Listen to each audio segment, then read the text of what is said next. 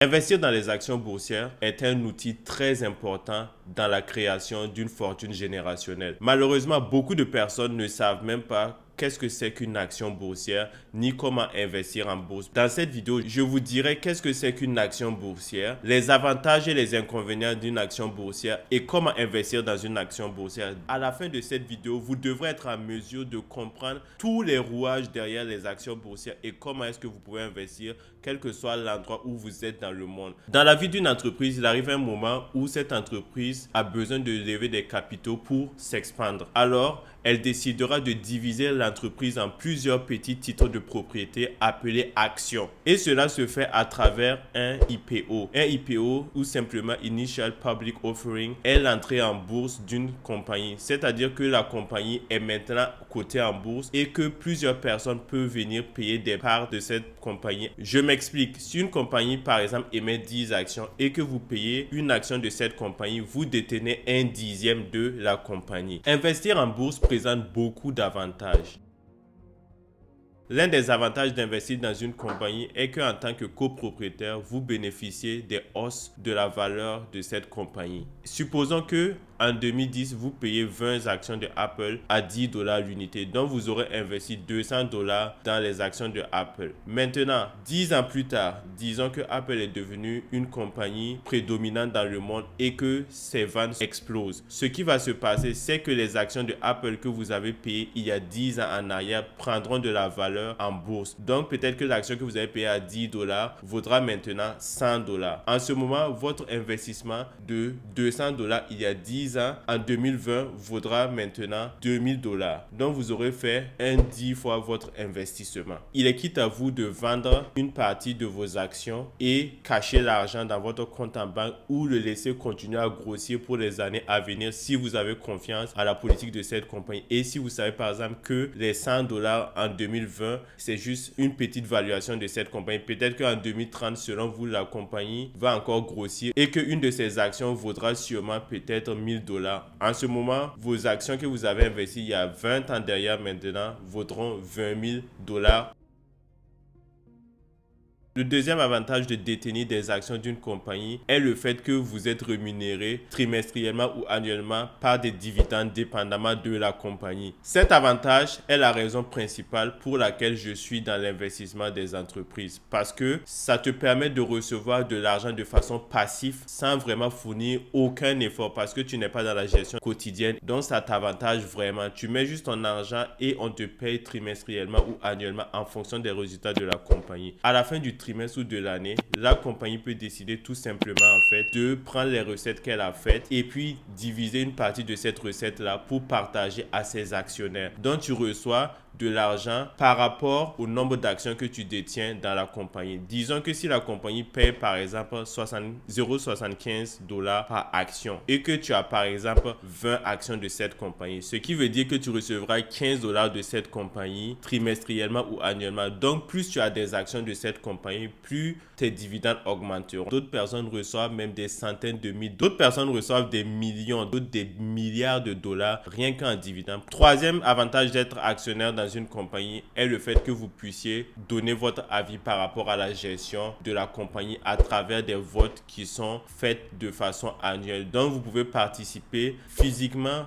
ou en ligne à ces grandes décisions vis-à-vis de cette compagnie. Et ça, c'est peu importe le nombre d'actions que tu détiens de la compagnie. Bien sûr, ceux qui ont beaucoup d'actions de la compagnie, leurs décisions pèseront plus que ceux qui ont moins d'actions dans la compagnie. Mais au moins, tu as ton avis à donner dans la gestion de la compagnie. Donc, c'est très bon. Imagine comme ça, tu es actionnaire chez Apple. On t'envoie chaque fois un email à la fin de l'année pour vous dire qu'il y a une réunion des actionnaires de Apple. Donc, toi, comme ça, là, tu peux décider sur comment Apple doit gérer son business. Le grand Apple, tu décides comment Apple peut gérer son business. Vous voyez comment c'est intéressant. Il y a beaucoup de bonnes choses, mais sachez qu'investir dans une action boursière n'a pas que de la positivité.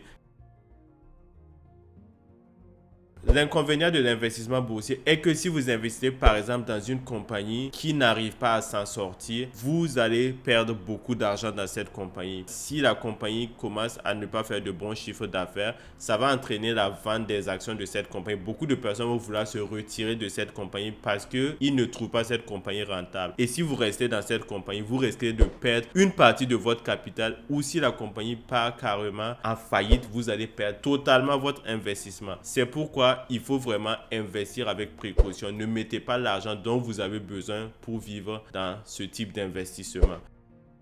Deuxième inconvénient est que en tant qu'actionnaire, vous n'êtes pas dans la compagnie jour et nuit. Donc, vous ne savez pas exactement ce qui se passe à l'intérieur de la compagnie, hormis les états financiers que cette compagnie a pour obligation de vous envoyer trimestriellement ou annuellement. Vous n'êtes pas à l'intérieur de la compagnie pour savoir comment ils managent la compagnie, comment la compagnie avance et si c'est vraiment un bon investissement ou pas. Donc, ceci aussi est un point noir parce que vous êtes un peu à l'écart, vous voyez tout ce qui se passe de loin et vous êtes obligé de vous conformer à ce qu'on vous apporte comme preuve, à ce qu'on vous apporte comme chiffre. Maintenant, après avoir connu ce que c'est qu'une action boursière, les avantages et les inconvénients, je me dis que tu peux maintenant prendre une décision informée sur si tu veux investir dans les actions boursières ou pas. Mais si tu as décidé d'investir dans les actions boursières, je dois te dire quelque chose avant que tu ne continues. Quand tu investis dans les actions boursières, il faut que tu aies une vision long terme, c'est-à-dire minimum 5 ans en partant. Donc pour cela, il va falloir d'abord que tu mettes en place une épargne qui va pouvoir gérer tes finances au moins 6 mois au cas où tu perds ton boulot ou au cas où tu as un souci, que tu n'aies pas à aller piocher dans l'argent de ton investissement pour pouvoir régler ce problème-là. Maintenant, si tu es une personne qui ne sait pas comment gérer ses finances, alors va dans le lien de la description en bas. J'ai attaché une vidéo que j'ai faite sur comment gérer tes finances, comment épargner facilement ces 6 mois dont tu as besoin là en 3 étapes simples.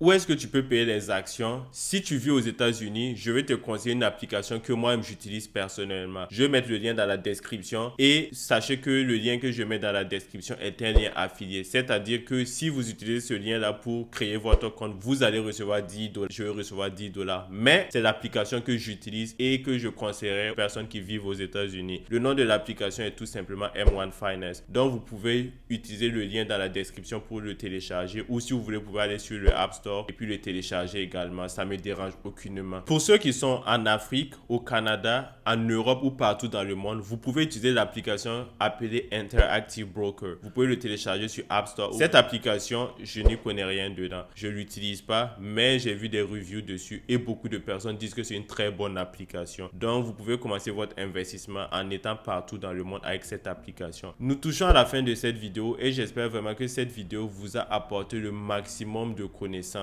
sur les actions boursières et que maintenant vous êtes en mesure de prendre des décisions bien informées sur cela. Je vous encourage vraiment à vous mettre dans l'investissement et commencer dès maintenant. Vous n'avez pas besoin d'avoir beaucoup d'argent pour commencer. Même si vous mettez 5 000 par mois, 10 000 par mois ou 100 000 francs CFA par mois, ça a vraiment très peu d'importance. L'essentiel est de créer cette routine-là, d'investir de façon quotidienne. Je vous assure que ici 2 à 3 ans, vous allez vous-même être étonné de combien de millions vous allez retrouver dans votre compte d'investissement.